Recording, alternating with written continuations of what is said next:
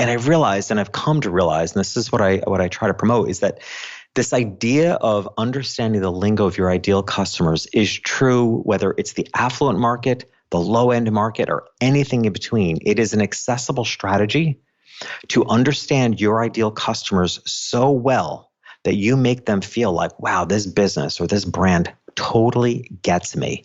And it requires, really with deep empathy, understanding your customers in and out of doing business with you.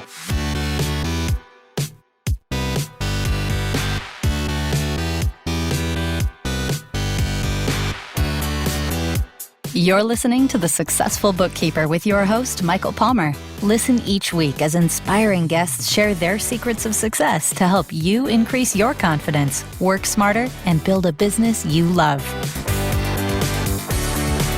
This episode of The Successful Bookkeeper is brought to you by PureBookkeeping.com, the proven system to grow your bookkeeping business.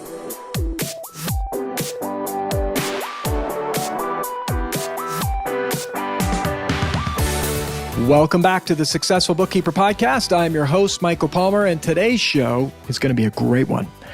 Our guest is a nationally acclaimed keynote speaker and host of the popular business podcast, Creative Warriors. He speaks at creative and business conferences on the topics of marketing, branding, customer relations, and sales. Jeffrey Shaw, welcome to the podcast.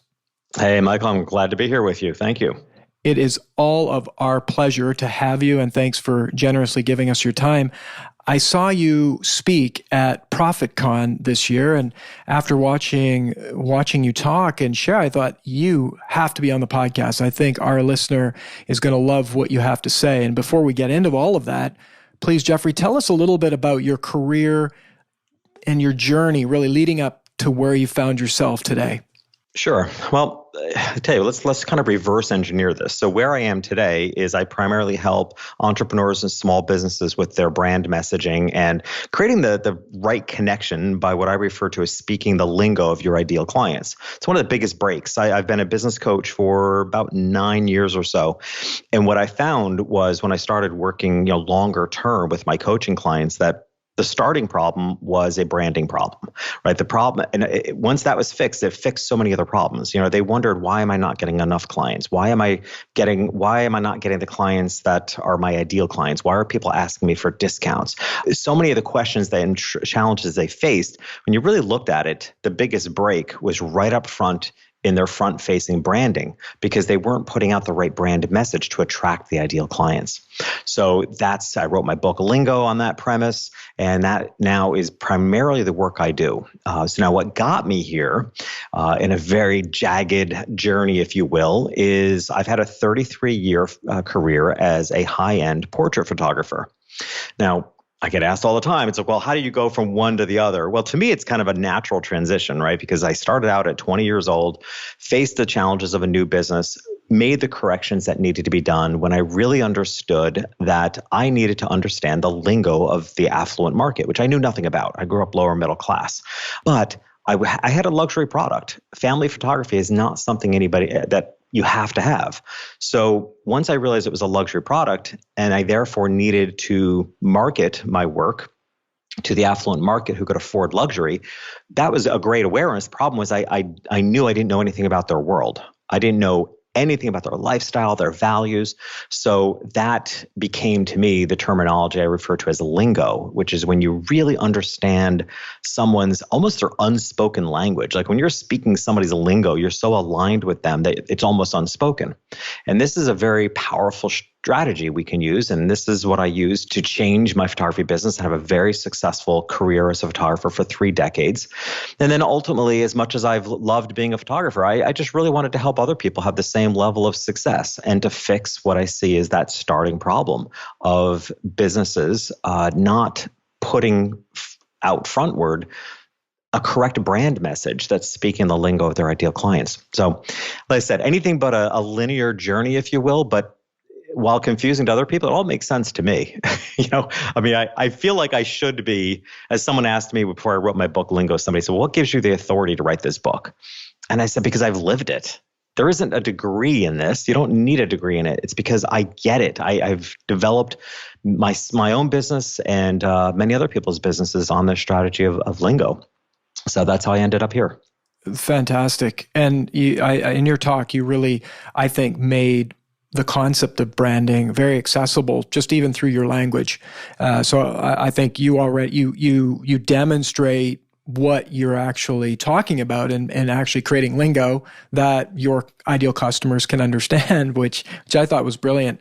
You told a great story about you were selling a portrait for, I think it was like you had it down to the penny, and then you went into New York City. Can you share that story? Sure. I absolutely love it. Yeah.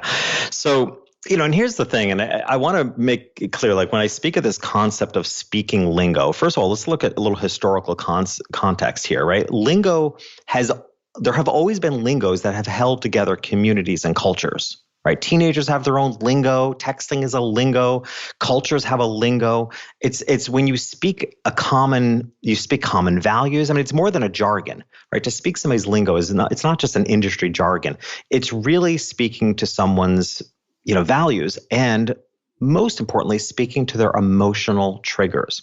And I tell you, for your listeners, I mean, you all are in probably the most emotional business there is. You're dealing with people's money. I mean, it's the cause of most arguments and marriages, and you know how emotionally charged it is.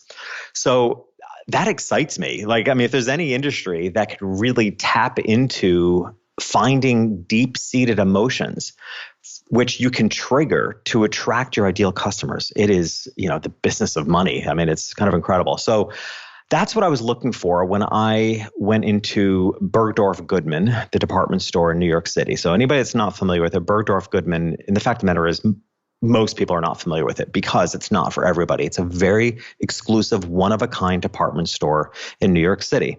And for whatever reason, at 23 years old, when I set out to make these changes and understand the lingo of the affluent market, I knew of the store, and I don't know how. It must have been in a movie or something. But I went into New York City to go into Bergdorf Goodman. I had $20 as a broke 23-year-old, having struggled in business for 3 years. I literally had no money. So I had $20.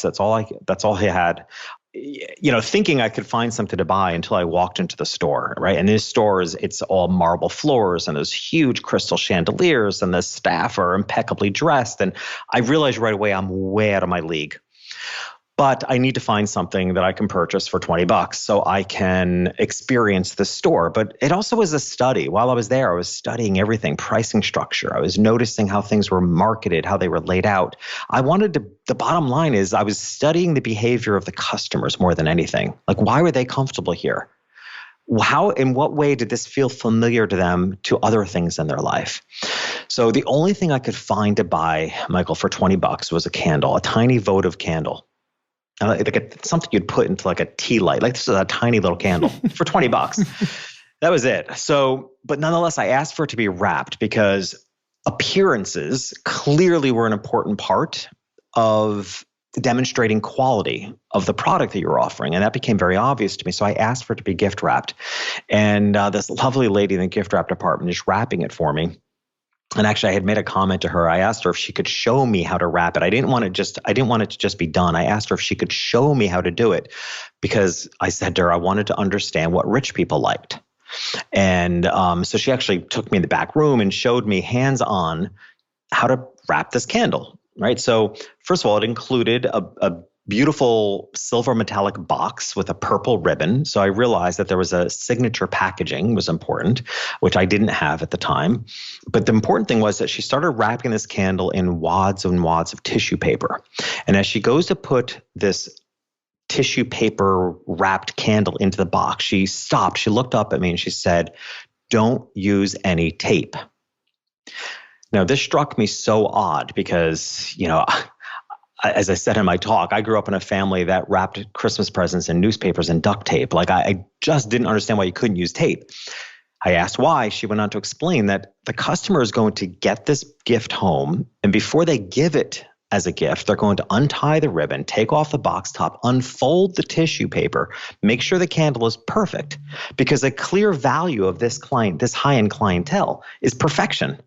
right? A big value for them is lack of embarrassment. They would never want to give a broken candle. So they're going to unwrap this. And I realized that if there was any tape used, especially on the tissue paper, you would not be able to do that. The box isn't taped closed. It's tied with a ribbon. The tissue isn't taped closed because it would tear. And as simple as that is, that was a huge awakening moment for me to realize that this brand, Bergdorf Goodman, understood their clientele so well that they knew what was not only what was going to go on in the store, but how this client was going to behave outside the store. And that for the customer, this was the big light bulb moment for the customer, when they received things that quote unquote didn't have tape, it meant that somebody got them. And that's what I wanted. I wanted to create, and this is what we all want to create. We want to create for our customers this feeling that, wow, this business really gets me.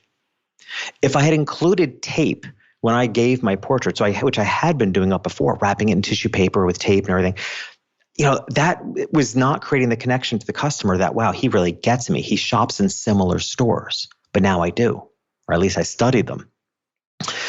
So, when I unpacked that, I started looking around and seeing that, the way things were priced. And I realized, and I've come to realize, and this is what I try to promote, is that this idea of understanding the lingo of your ideal customers is true, whether it's the affluent market, the low end market, or anything in between. It is an accessible strategy to understand your ideal customers so well that you make them feel like, wow, this business or this brand totally gets me. And it requires, really with deep empathy, understanding your customers in and out of doing business with you.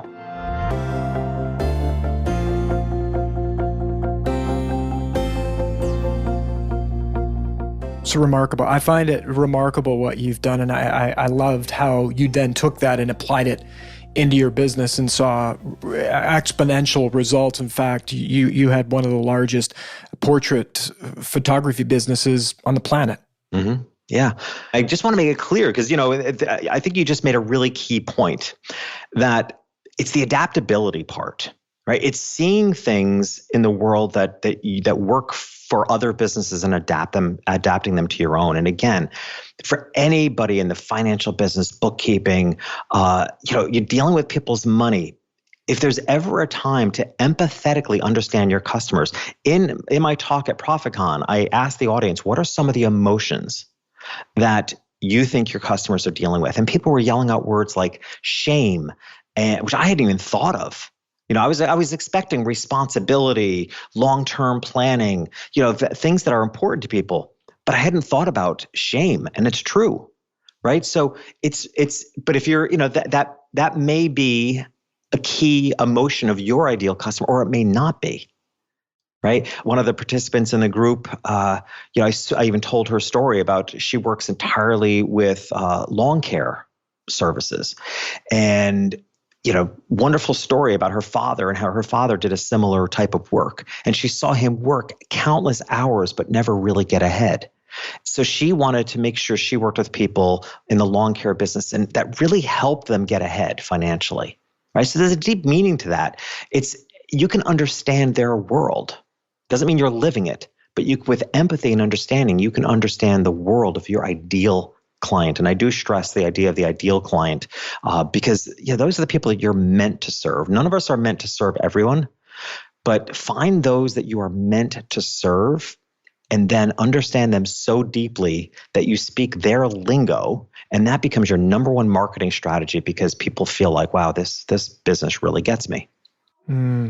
So very clear and very simple when you put it that way. It's know who you were meant to serve and figure out what their lingo is. Let's walk through maybe some steps on if our listeners is listening right now, what should they be thinking about in terms of figuring out who they were meant to serve? Yeah, and that is an interesting story behind that. So I wrote the entire book, Lingo. It was in the hands of the editor. And I did a podcast tour. So I did 60 interviews in 3 months. And as you know, they're often recorded weeks, sometimes months in advance. So I started doing the interviews way before public, 2 months before the book was even going to be published. But the book was already at that point in the hands of the editor. As I'm doing all these podcast interviews, that very question kept coming up. People were saying, well, how do we know who our ideal customer is? I realized I had written an entire book assuming that people knew who their ideal customers were. The book I wrote, Lingo, originally was a marketing and branding strategy for people that already knew who their ideal I realized the biggest problem is people don't know who they're meant to serve. So I went back and wrote that chapter. It's now chapter 2 in the book. Good stuff. I had to go back and write it. And thank goodness I started doing the podcast tour and it was, a great learning lesson. So it is, I realized that it is actually one of the more challenging things because honestly, Michael, the problem with it is the world has taught us to do it backwards. And here's why. So businesses are inherently built backwards. We have to understand that first. And I don't know that it's avoidable, but businesses are inherently built backwards because what happens is we have an idea that we want to run with and create a business out of, or progressively we're good at something and progressively it goes from being a hobby into a profession. Right. So next thing you know, we're in business. And the first thing people do when they go into business is they design a logo and a business card and they launch a website. And they, of course, put a whole bunch of content and words on the website. And then they spend years struggling trying to figure out who to fit into the business. The whole idea, the whole terminology, talk about a lingo, right? The whole terminology, a target market says it all. It's as if we're the shooter and we're trying to figure out how to hit a target. And this is one of the biggest struggles. The right way to build a business is to know whom you're building the business for, build a business with all the processes and systems that are right for them and the way that they live, and then market it speaking their lingo so that they feel like you get them. That's the right way to build a business. It just doesn't naturally happen that way, but any business can change their existing business by getting that concept. The problem is that I said, so the world of business has told us to find customers. Based on what? It could be based on, hey, I think that's going to be a profitable market, so I'll chase after them. Or that's the demographic I relate to, so I'll chase after them. The right way to define your ideal customers is actually to first understand yourself. What are your innate characteristics? What makes you naturally good at what you do? What is your skill set, right? And your skill set is more than just your education and experience. Your skill set, which I think is even more important, the most important part of your skill set is in what way is your brain uniquely wired that makes you good at what you do, right? Many of my coaching clients refer to me as a chaos curator. It kind of caught on because that's how I see it. That's how my brain is uniquely wired. It's true as a photographer and it's true as a branding consultant that I see bring me the broken pieces, bring me the chaos, and I can synchronize it and compose it into something. That's how my brain is wired. So how is your brain uniquely wired? Are you, particularly when it comes to money, are you really good at seeing gaps where things are broken? Are you really good at seeing patterns? Are you really good at seeing habitual patterns that have kept people stuck where they are, right? Or is it that are you highly sensitive for trends and changes that are to come that can help people prepare financially for the future? But that's an important question. In what way are you uniquely built, or is your brain wired that makes you uniquely good at what you do? And then the third piece is to understand what is your unique perspective on why you do what you do. How is it that you look at why you do what you do differently than everybody else? And underneath that, there's usually a meaningful story as to why you do what you do. But your unique perspective, it's kind of the proof of your why. It's not just a fluffy story. It makes sense that you look at the world the way you do because that's just your perspective. Right? That's what separates you from everybody else because there's way too much competition in every industry. But no two people are going to look at why they do what they do the exact same way. Right? To use the previous example I mentioned before of the accounting services for lawn services. Like I said, her father, this is what she grew up with an absentee father in a lot of ways because he was so busy working. And she didn't want that for other hardworking people. And as I said to her in our conversation, I said, so really you're an advocate for hardworking people. You're not just their bookkeeper or their accountant. You're their advocate, right? You're the person to stand up for them, to make sure that they have a financially sound business that prepares them for the future and maybe even makes it possible they can be home for dinner. Right? That's a very different perspective. Absolutely. On accounting services. So you put those three things together, your innate characteristics, your skill set, your unique perspective, then you know yourself. And then the ultimate question, which is the title of the chapter of 2 in the book, is who will love that? That's the question, right? When you know yourself so well, then you can say, and who will love that? Who will already see value in that? Because fundamentally, one of the most important things people can understand in business is that, and this turns everybody's world upside down, but it is not your job to prove your value to anyone. It is your job through marketing and understanding your clients. It is your job to find the people who already value what you do. Big difference, because when you're trying to prove your value, you're selling yourself every day. But instead, if you put all your marketing, branding efforts towards, finding your ideal clients because you understand whom you're best to serve, you're not selling anymore. People are coming to you because they feel aligned with your values. That is gold bullion you can take to the bank. That concept. I mean, if you think about it, not only does that make our listener relax a little bit, right? It's such an opportunity to say, well, who am I? Who will love what I have to offer? And think about putting yourself in front of those people instead of thinking, oh, gee, that person might not like me, or they don't want to pay for that kind of a service. I mean, you remove so much noise, and the focus when you go out into the world, it's just so much more of a linear line to going out into the business. Yeah, and we already know this experience, right? There isn't a listener listening in that doesn't know the experience where we've had some customers that are so easy to work with. We feel like we're in complete flow. They pay our full price. They're our most profitable, and they were the easiest ones to work with. And then we have those customers that no matter what we do, what hoops we jump through, no matter what we do, we can't make them happy, and they're almost always the least profitable. There isn't a business person alive that doesn't know that experience. So my point is, you want more of the easiest, most profitable ones, right? And chances are, if you break it down, it's because they had a different level of value for what you do.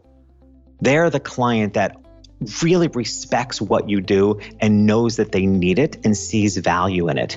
And they are the easiest ones to work with, and they don't bicker about your rates.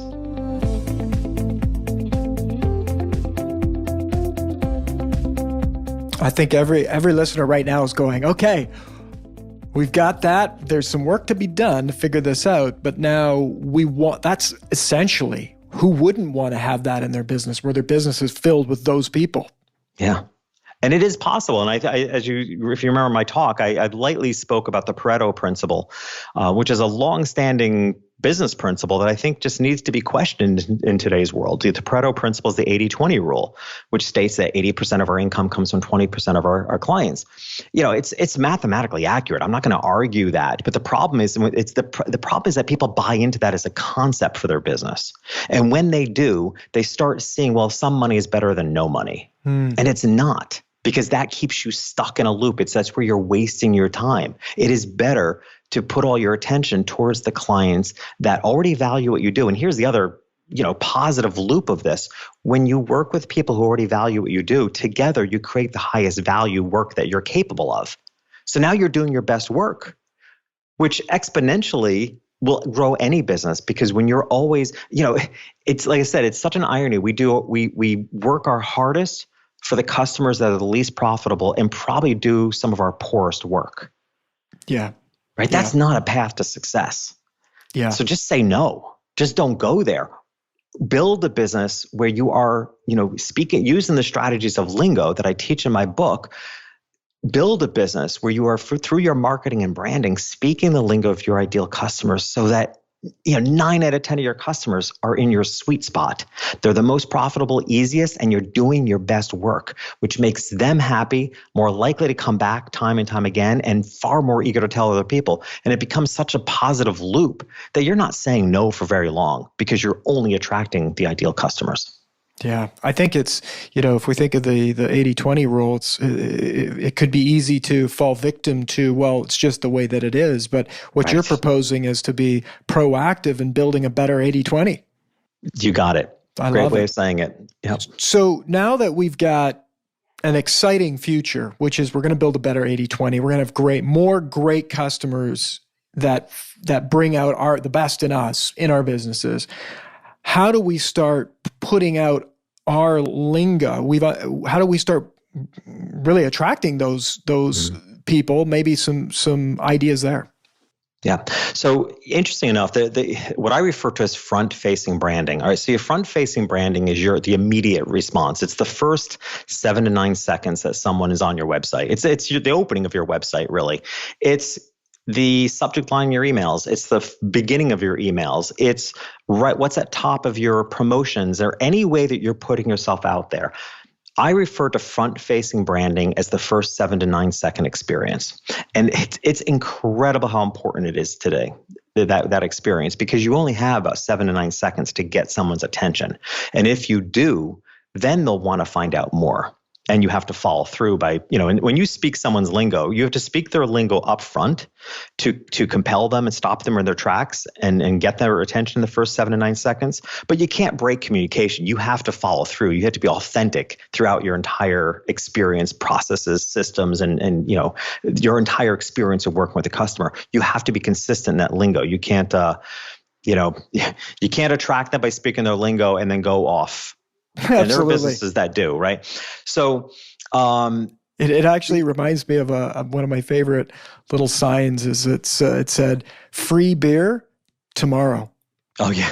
Well, I'll tell you an even better story. A friend of mine, Joey Coleman, wrote an amazing book called Never Lose a Customer Again. And so it's about customer retention, which is his area of specialty. He tells a great story in the book, a great scenario. So imagine you find the love of your life. You meet, you start dating, you're courting, you do all the right things. You're speaking one another's lingo. You're madly in love. You get engaged. You get married.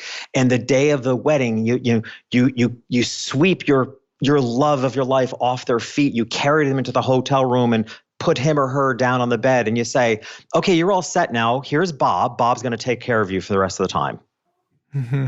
Right? That is, how many customers, how many businesses, that's exactly how it feels. Right? Somebody courts you, woos you to get your business. And the moment they have your business, it's like they handed it off to Bob, somebody you've never met before. Right. Right. It's such a funny scenario that he lays out, but it's like, oh my gosh, that is so true in business. So to get back to your initial question, what I've broken it down to in my book are the 5 key emotional triggers that you want to, this is building the lingo, right? This is how you build to speak the lingo of your ideal customers, based on capturing these 5 emotional triggers right away in your front-facing branding. The first of those 5 is perspective. Now, and by the way, these 5 steps need to be done in order, and you'll understand why. But if perspective is number 1, because you can't speak someone's lingo. You can't build a business for your ideal customer unless you've done the work to understand their perspective. That's why I went to Bergdorf Goodman, right? I wondered, what does it look like to be a rich person? I didn't know. I didn't grow up like that. So what does it look like? What does it feel like? So you have to it's the proverbial, you have to walk a mile in someone's shoes, or it should be lots of miles. But you have to understand their perspective, and you have to do that without judgment and assumptions. And a lot of businesses think, oh, I know my customer. Well, do you really? Do you really know their world? Right? And there's almost always a gap between who we are as the owner of the business and who we're serving. Maybe there could be an age gap. There could be a financial gap. I'm willing to bet most people don't fully understand the perspective of their ideal customer as well as they think. That's step number 1. Step number 2 is familiarity. Familiarity is one of the strongest human emotions and hooks that I know of. We are so naturally drawn to what's familiar to us because familiarity makes us feel comfortable. We know we're in the right place.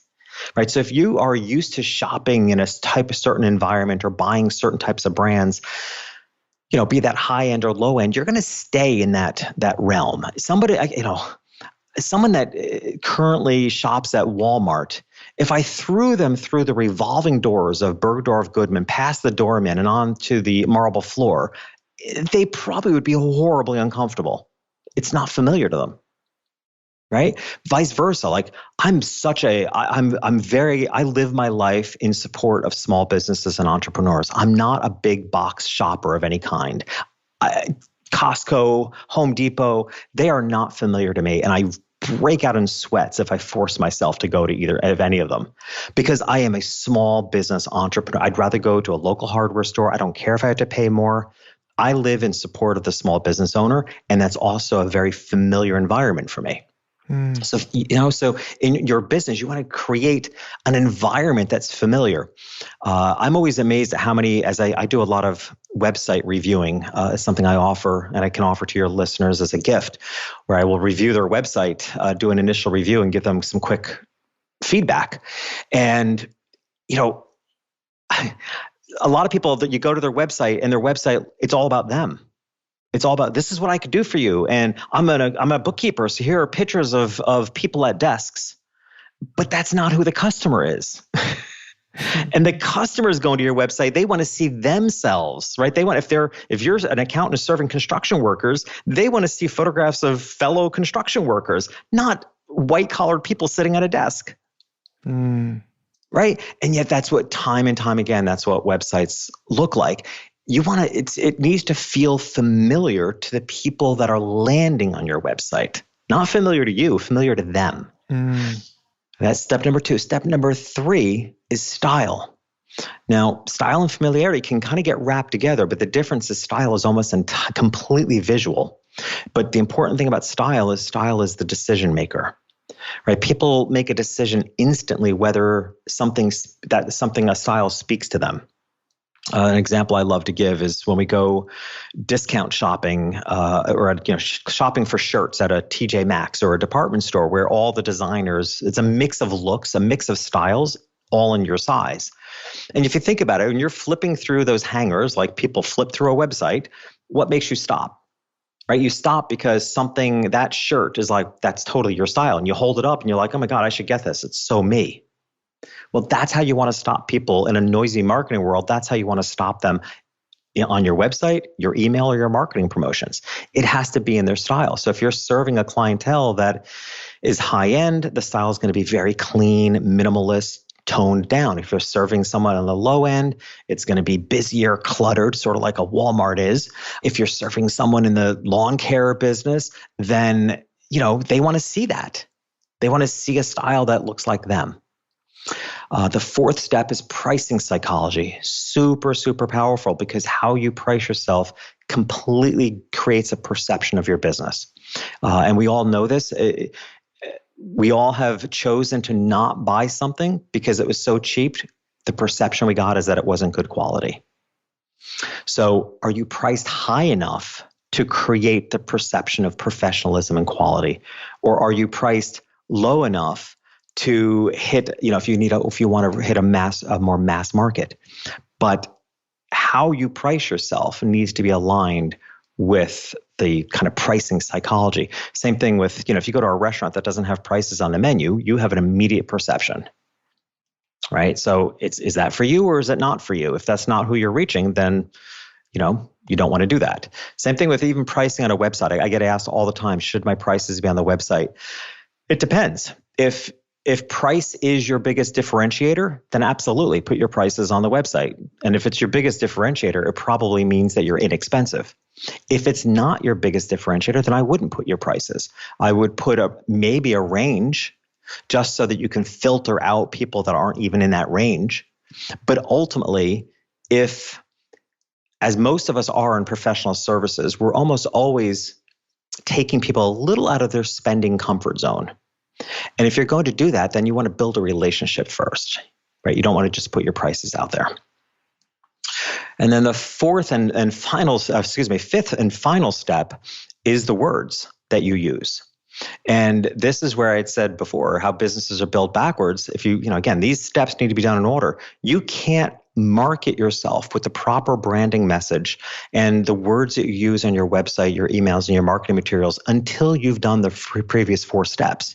You can't speak their lingo until you know their perspective, what's familiar to them, what style resonates for them, and where you're positioning your pricing in the market. Then you can build a website and a brand message. But again, as I said earlier, that's usually the first thing people do when they go into business, which is why it's backwards.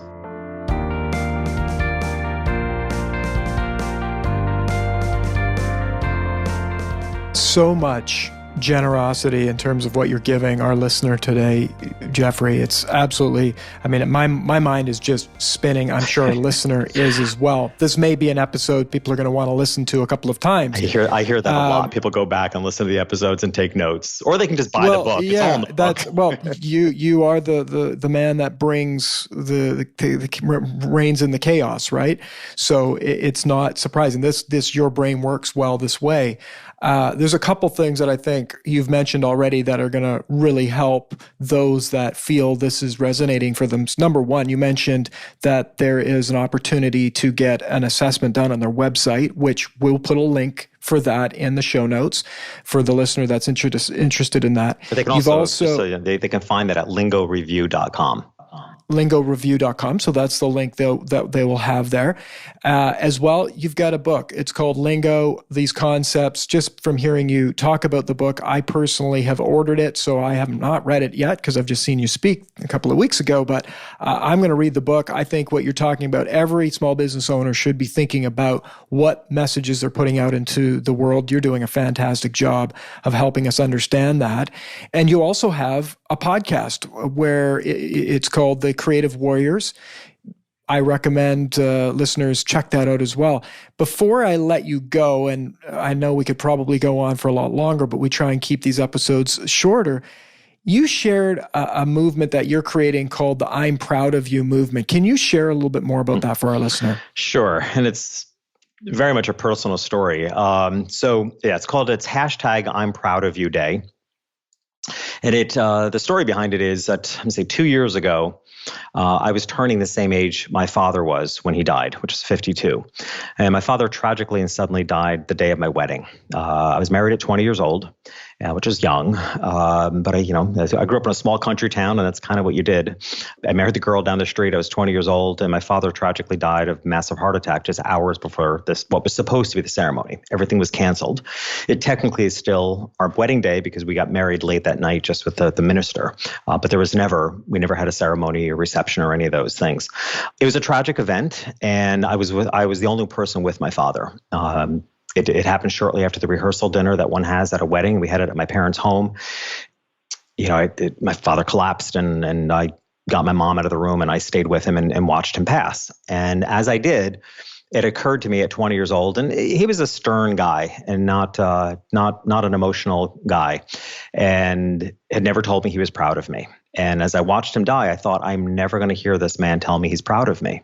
And I assumed throughout my life that I might make some people proud, but I also knew that no one saying those words was ever going to be as important to me as hearing it from my father. And that opportunity was now gone. So 2 years ago, when I turned 52, which, by the way, I just had been dreading, which is common, but I had been dreading that birthday for decades because I have no vision of what life looks like as a man past the age of 52, and wondered, is my heart going to suddenly give out to me? Am I going to die when I'm 52 or shortly after? And so a month or two before that birthday, I said, I have to make something more positive of this. So I started a social media movement called hashtag I'm Proud of You Day, which is April 4th of each year. And right now it's just a complete social media campaign. At some point, I'm going to see if I can get it designated as an actual holiday. But I encourage everybody on April 4th of each year on I'm Proud of You Day to tell everyone in your world that you're proud of them. It's a wonderful thought to think that we would do that all year long, but we don't. And, maybe I'm more sensitive to it than most. I try to tell my 3 kids that I am proud of them on a pretty ongoing basis. I try to make sure I not only say it, but, show it. And, but gosh, at least on one day, to try to spread it. On the very first year we did it, we had over 2 million hits. It was a trending hashtag. And so that's the story behind it. And that's the movement I would like to encourage. Just really making sure, if not just on April 4th, every day, to tell the people those 4 words can totally change a person's life. And so many people are walking around the world having never really heard anybody tell them with true heart and meaning that I'm proud of you.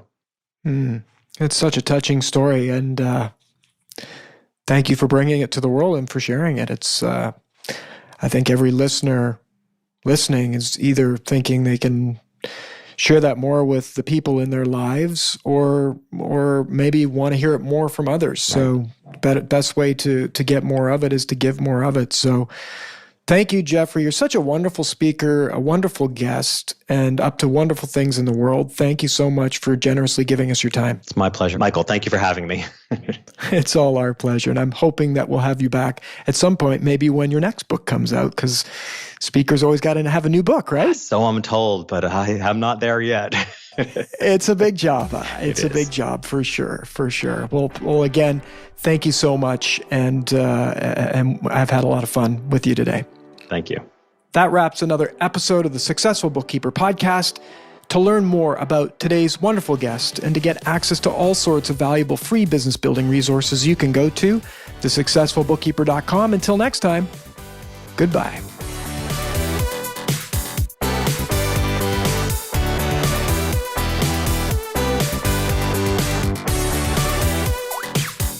You've been listening to The Successful Bookkeeper with Michael Palmer. For more information and to download the resources mentioned in this episode, please visit us at thesuccessfulbookkeeper.com. Thank you for listening.